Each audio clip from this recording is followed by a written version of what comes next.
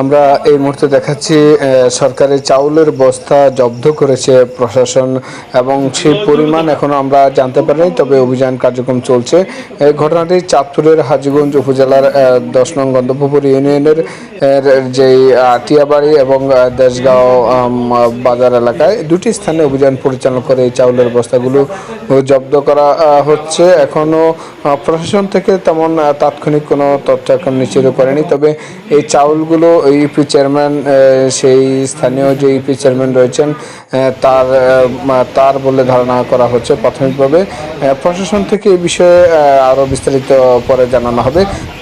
তবে এই চাউলগুলো সরকারের প্রধানমন্ত্রীর উপহার বলে আমরা জানতে পেরেছি, যেটাকে জিআর প্রকল্পের চাউল বলা হয়। সেই চাউলগুলি কিন্তু আসলে জনগণকে উপহার না দিয়ে সেগুলো এখানে জমা করা হয়েছে বলে প্রাথমিকভাবে জানা গেছে।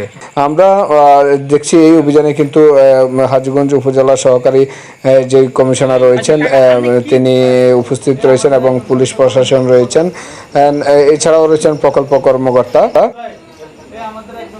তবে আমরা এখনও ঘটনাস্থলে রয়েছি, সেখান থেকে আরও বিস্তারিত অভিযান শেষ হলেই প্রশাসন থেকে আমরা বিবৃতি নিয়ে সম্পূর্ণ তথ্য আপনাদেরকে জানানোর চেষ্টা করব।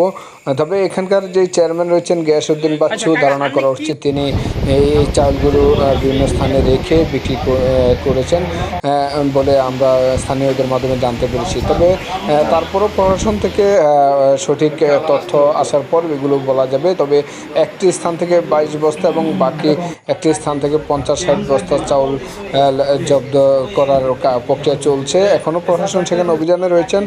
প্রশাসনের যেখানে দায়িত্বশীল যারা রয়েছেন তাদের বিবৃতি দিয়ে আমরা পূর্ণাঙ্গ তথ্য আপনাদেরকে জানাতে পারবো। পপুলার নিউজের সাথেই থাকুন। ধন্যবাদ সবাইকে।